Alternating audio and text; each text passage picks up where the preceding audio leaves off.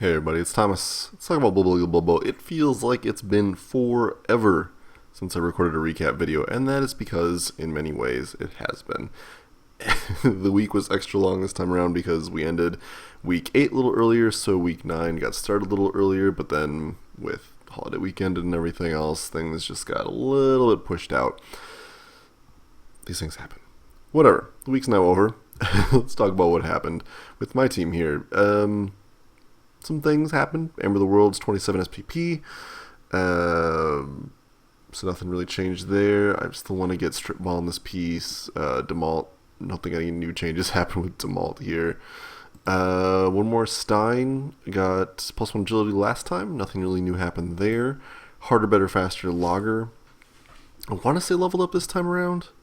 Maybe? No, wait. I have this mixed up. Harder, better, faster, Lager leveled up week 8. Got dodge. One more Stein leveled up this week and got plus agility. This is pretty gross because it means that I have 2 5 agility pieces, which is in and of itself crazy, but agility 5 in a catcher is a huge deal. It basically means I can catch while being marked, I can dodge through tackle zones so much easier. Not that I want to, but you know.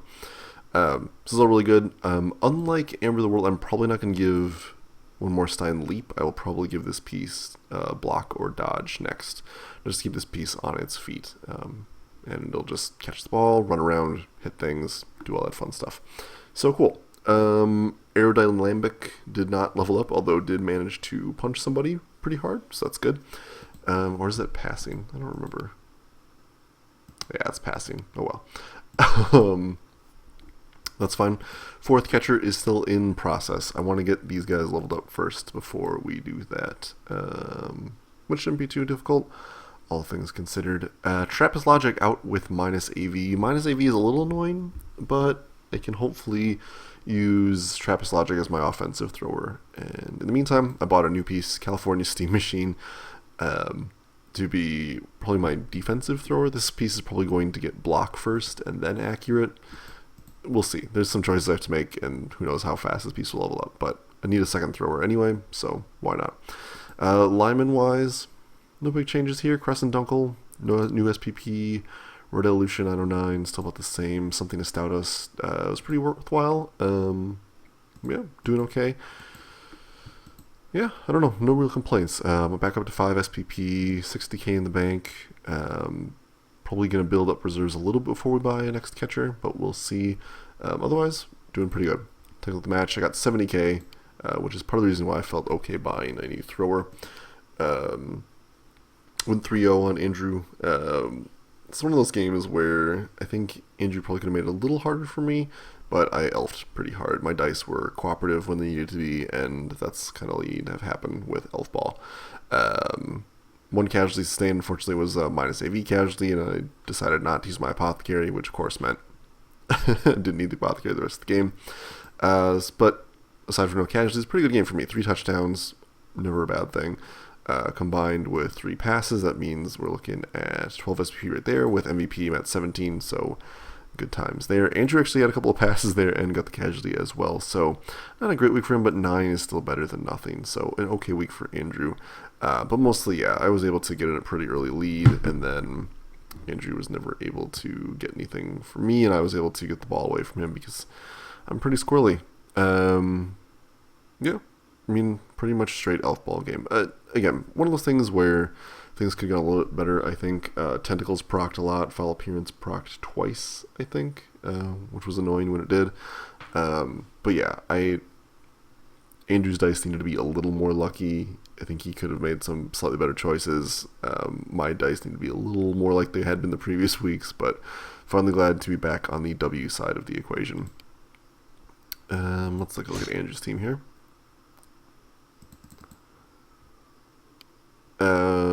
Walked away with 10k. That's like the worst possible outcome. He did do the fire rehire of Nurgle Warrior, which I like. Gary 31 here. Beast Nurgle leveled up thanks to slapping my thrower right in the face. Presuming it doesn't get doubles. If it does, it should get blocked. But if it doesn't get doubles, I think guard or stand firm is probably what I'd lean towards. Guard sounds like the better choice, but I wouldn't fault him for getting stand firm. This Rodder also leveled up. I would get wrestle myself, but you can kind of get whatever, honestly. Dirty Player might not be too bad either. And it just needs to keep saving up money to get more pesters. I mean, this team is slowly but surely going to get threatening. I'd be surprised if Gary 25 doesn't hit level 3 by the time this is over, which will definitely help him move the ball around. With 2 level ups, I mean, looking at 13, 15 in team value, so not too bad. We'll see. I mean, the setback that he suffered against Chris is definitely going to hurt. But hopefully he can rebuild. There's still enough time to make this team pretty scary. Nurgle Warriors need SVP, which is kind of hard to force, but hopefully that can turn around for Andrew. All right, other matches of the week. We've got Chris versus Zach. I've not watched this Met game because it happened very recently, and, well, I just haven't watched it. Looks like it was a 2-0 for Chris here, and a lot of damage was dealt. 7 armor value did what 7 armor does and gets punched pretty hard here. 2 casualties sustained by Chris, though. Hopefully that's the Yeti doing damage. We can take a look at that in a second here, but a crazy good week for Chris once again. 4 casualties, 2 touchdowns. We're already just in Gross Town at that point.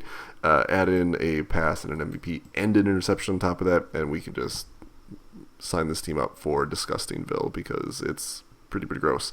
So to do the math here, we've got 3, 9, then 8, so 17, 22 SPP. Thumbs up, Chris. Zach walking away with 9 here, which is not great, but doing okay. I'm betting this would probably closer to 1-1 had the interception not happened, but it's hard to say without having watched the game here. Wow, the injuries Chris suffered were pretty good. Missed next game here and a smashed hip. The -1 to May is actually kind of a problem because it means that all this piece can do is stand up when it gets knocked down. But that said, 4 strength with block means it's probably not going to get knocked down very often. Missing these 2, or missing this guard piece. A little bit annoying, but he's got a fair number of other pieces he can assign guard to now, especially with 3 level ups. Did this goblin get a touchdown? Nope, just MVP. This goblin threw a pass. And got the interception. Okay. I don't know what it is about Chris's goblins, but they love to do work. So cool. But yeah, goblin leveled up here. Sidestep would be okay again. Chris could also get Sneaky Git maybe to foul a little bit more with his goblins.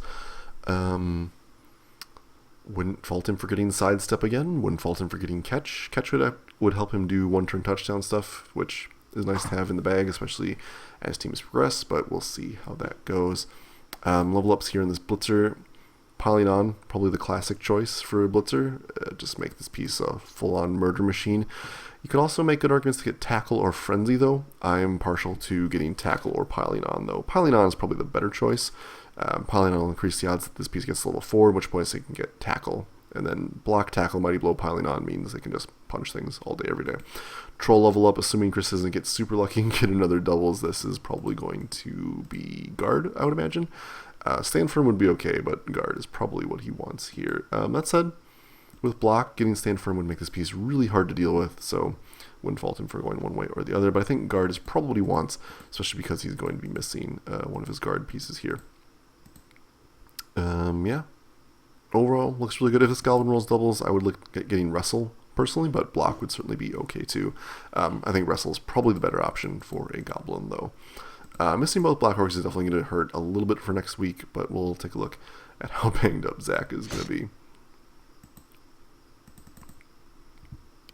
Alright, Zach walked away with 60k, which is really good. That gives him money to finally replace this stupid werewolf. He can certainly try to keep him, but I would recommend against it personally. But hasn't listened to me so far, so who knows. Yeti being out is probably the worst thing, though. I'm guessing this is the piece that did the casualties. Yeah. Maybe Miller God of Beer got it? Not quite sure. Either way, I'm guessing Squatch did a lot of the damage here with being Claw, Mighty Blow, piling on. That is the murder combo. So this piece missing definitely hurts a little bit, but with a new werewolf, hopefully Chris can have a harder time with this. We'll see. Royd, God of Rage here, looks like got the MVP. Yeah, hard to say. Anyway, pretty close to level 3, which is good. Mighty Blow is in its future. Sure Hands on the Runners is good. Maybe a lineman ate an MVP again, which would kind of be unfortunate. But yeah, I don't know. I think hiring a new werewolf is probably the best move still. Could get another runner, I guess, but I think werewolf is the way to go for sure. Ugh, this team is just not in a good place, and hopefully it can pick itself back up. Alright, let's keep looking at the games here. I have Greyduck versus Orville here. This game was... I don't know. Greyduck's elves did elf things, basically, but ate some sadness. As you can see, death and 2 casualties is not great. 4 KOs as well. Dice weren't cooperative, but managed to do elfy things and get the ball out just enough. Walking with 40k for a trouble, which isn't great either. Yeah, I mean, Orville hit things, passed a little bit. I think it could have been a lot closer to 2-1 for Orville, but sometimes that's how the game works out.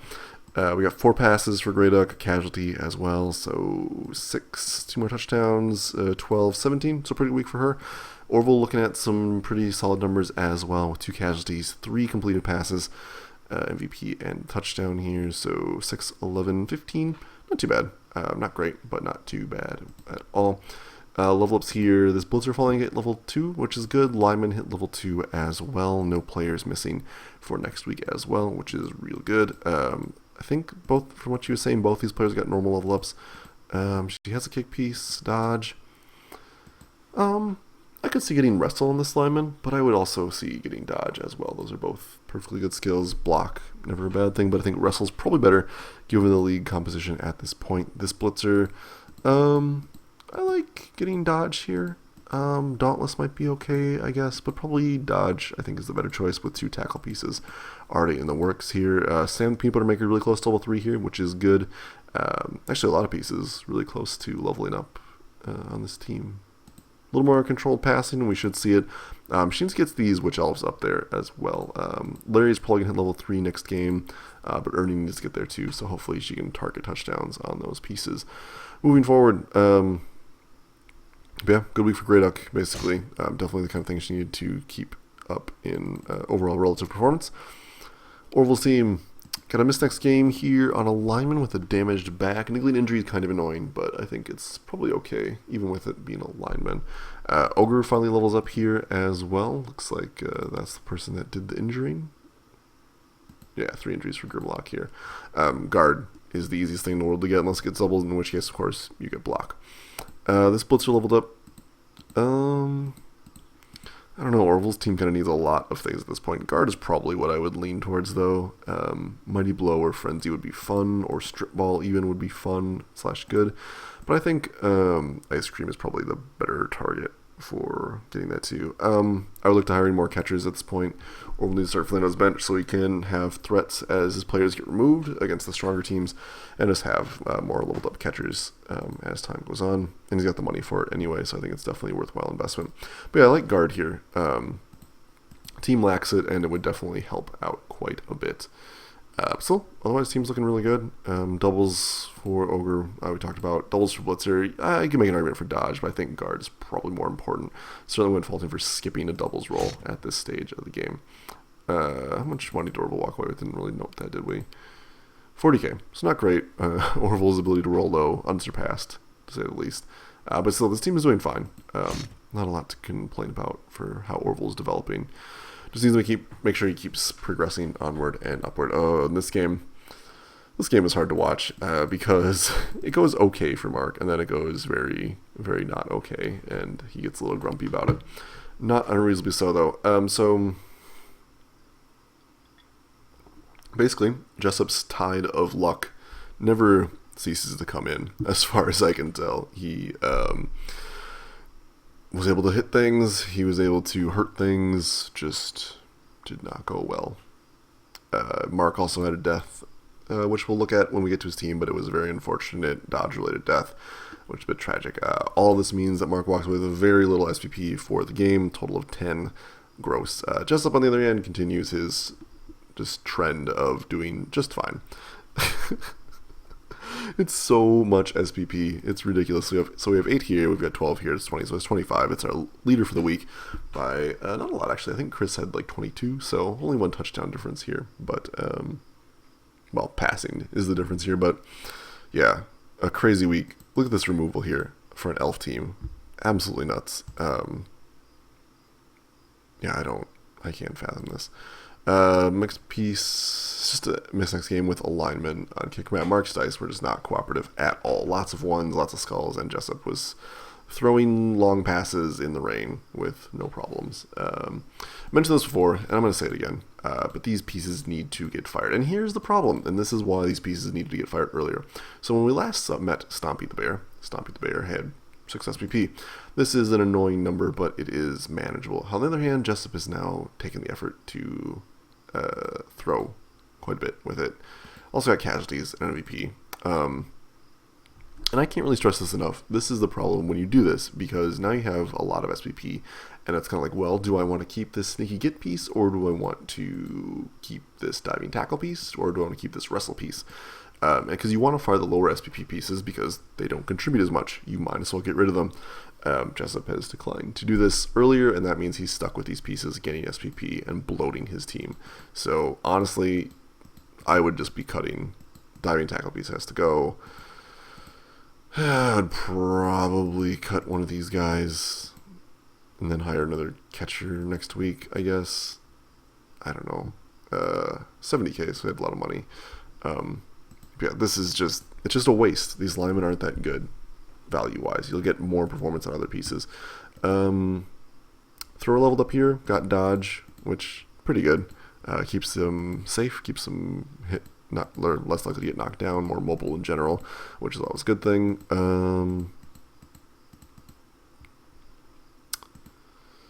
This ward answer is 1 touchdown away, still nothing new, so no strip ball ward answers, which is good all around, honestly. One criticism, and I kind of brushed against this but didn't really go into it. Sneaky Git is a terrible choice for your fouling piece. If you want a fouling piece, you get Dirty Player. It's just how it is.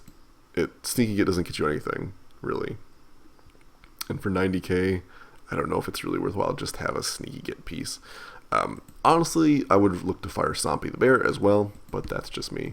I would fire at least 1, maybe 2 of these linemen. Stompy the Bear or Plagal here are key targets, I think.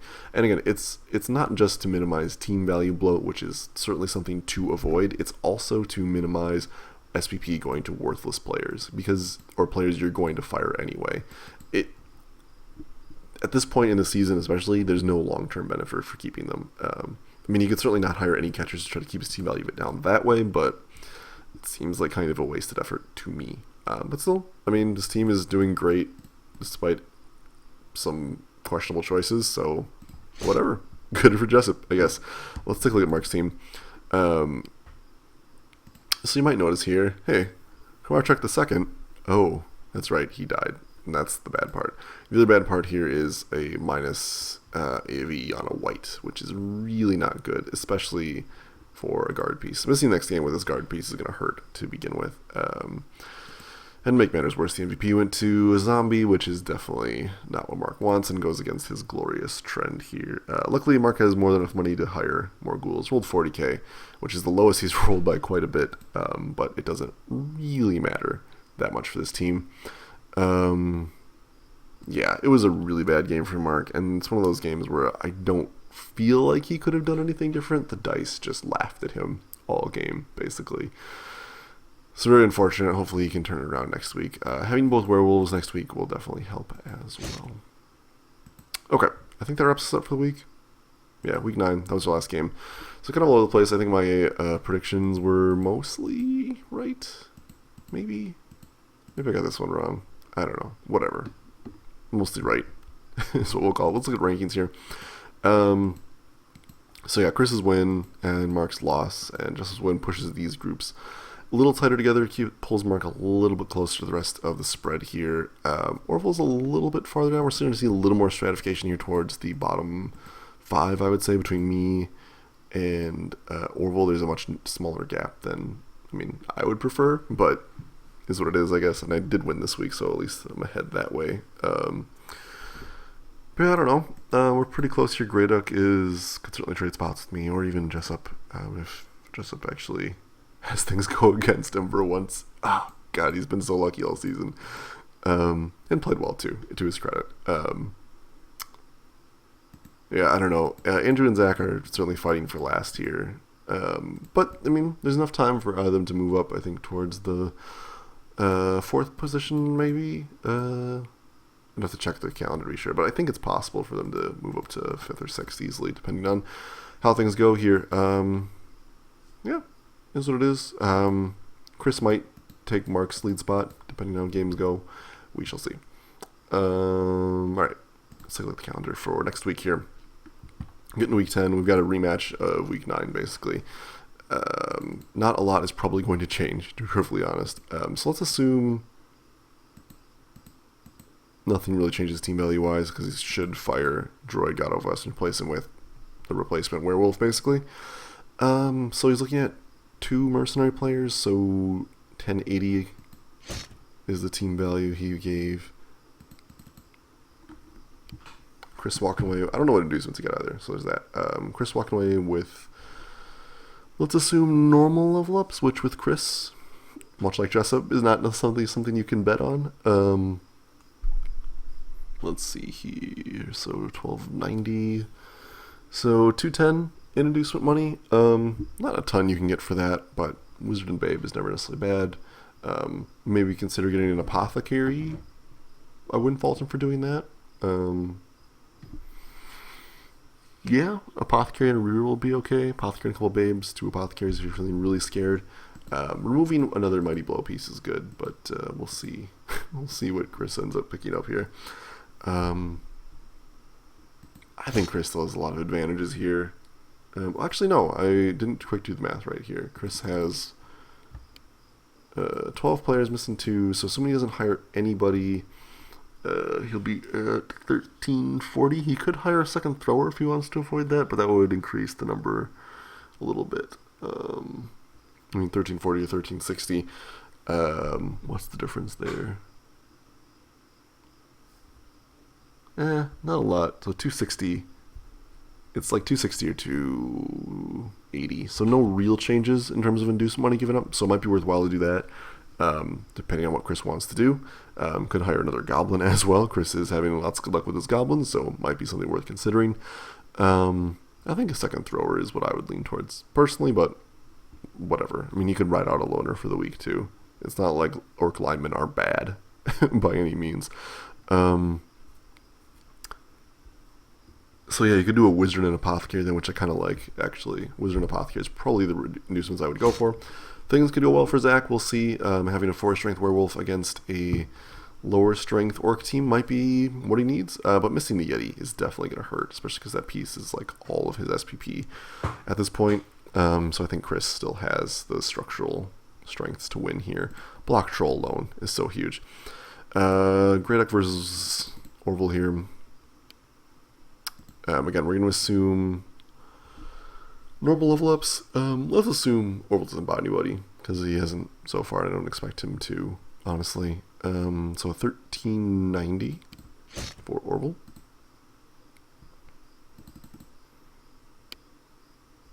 Greyduk with 1430 here, and assuming no new purchases. Oh, actually, she could get an assassin.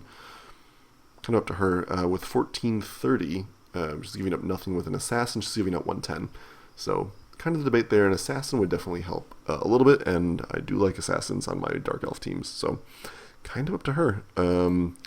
If she could also consider firing Fudge, or Buckets the Fudge Splasher, but I think she's going to need the deeper bench as she progresses here. So that'd be my thought there. Assassin might be worthwhile. Kind of depends on how much money she feels like giving up to Orville. Kind of depends on how confident she feels in her ability to play against Orville's team in general. Game was relatively close. I don't know, actually. Orville has a pretty good history against elf teams, so we'll see. No tackle's probably going to start to hurt, though. Missing another block piece, not the end of the world, really. Doing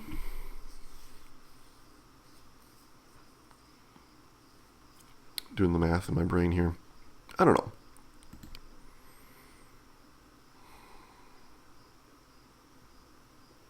That death is really unfortunate. unfortunate. I think it was just a lineman, though, for Great X team. I'm going to say Great X going to win again. I think she can elf it out. Having level ups on this blitzer will help wrestle on this lineman, which is what I'm guessing is going to happen. It's probably going to be a good thing as well. Yeah, I don't know. I feel pretty good about where this team is. It's got 11 players, so yeah, probably doesn't want to fire anybody.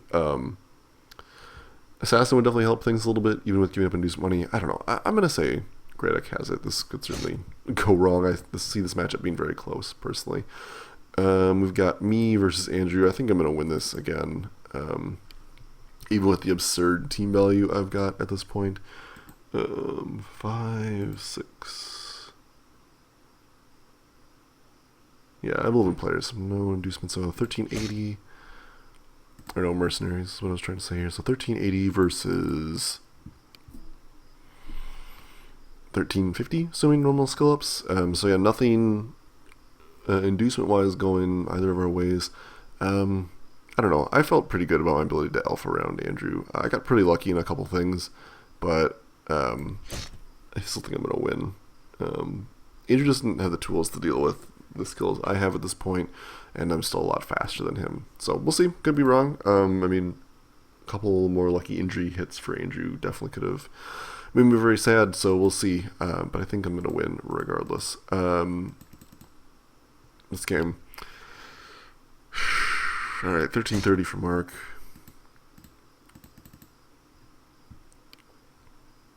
1650 for Jessup. So 220 given away.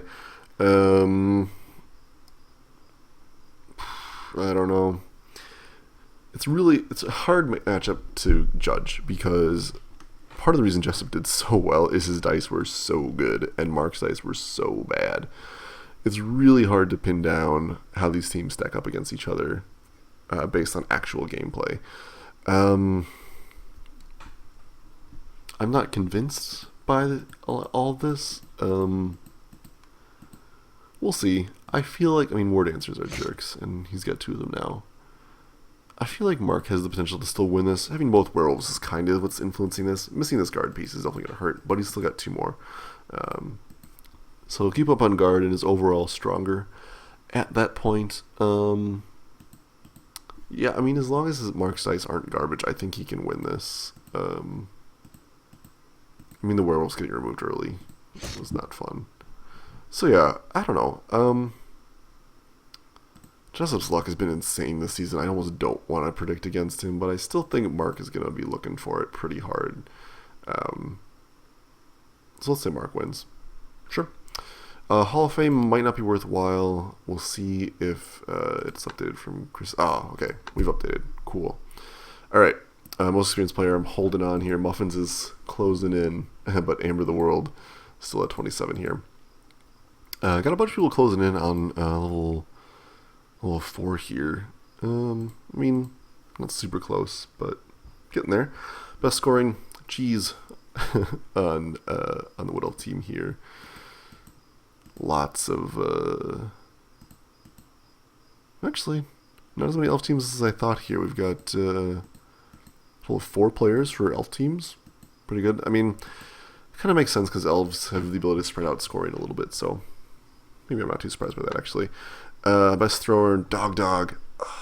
I can't compete with these people that throw so far. Also, it didn't help that my thrower got removed really early. Yeah. Is what it is. Hooray for Gallywix. Getting her in a second interception here. Hopefully we get more. I'm honestly surprised this happened, but, Zach likes to throw. Whatever. Yeah. Pretty much all elf teams now. And, of course, the 2 human players. But, yeah. Jessup's ability to just farm pass for, 3 turns is crazy. Most of all players, Squatch, God of Northwest Animals, passing Vol'jin by quite a bit here. Yeah. Something about getting piling on Mighty Blow Claw. Can't imagine. And Vol'jin Troll with block, who would have guessed? Lots of just power on Chris's side, though. This is dominated pretty severely by the Orc team, and Jessup on here because insanity, I guess. Best runner, Thrall. Chris has padded this out very, very well, but Muffins is actually not that far behind. Pretty cool there. And Parsec, God of Measurement, kind of appropriate to be in the top 3 here. Yeah, cool. Best thrower, oh, Dog. And he's probably going to get way past me too, because now he's got, because I'm out next week and he is not, so oh well. Survivor, who cares? Best killer, Panthro, our first player to 2 here. Congratulations to Panthro for doing so. Its chart's still well dominated by Orc players. Actually, it's a kind of interesting fact here. Mark is not really on here at all. I mean, he's got Mayor here, sure, but or Meyer, as one could say. But yeah, just Mark's dice have not been cooperative in that regard. Best receiver, Muffins here, catching a lot of balls. Cheese as well, Dog on here. Same sort of thing here. Surprise, surprise, the passing teams are all over this. Yeah, I mean, Jessu's been able to throw a ball around, so I'm not surprised to see him just crushing this. He's got the most passes, so kind of makes sense that he'd have the most receptions. What do you know? Yeah, cool. Quick perusal of the calendar to recap my predictions. I think that Chris is going to win. I think that Gradek is going to win. I think that I will win, and I think that Mark will win. So our even split here across the diagonal. We are getting there. Group stage is coming up pretty quickly. These last 5 weeks, I guess, are pretty crucial for building up your team, because when we move to the group stage, that's when you need your SPP to kick in. Preseason matters a lot, but group stage is when things start to clear out a lot. We're moving through pretty well, all things considered. So cool. All right, thanks for watching, everybody. I'll talk to you later.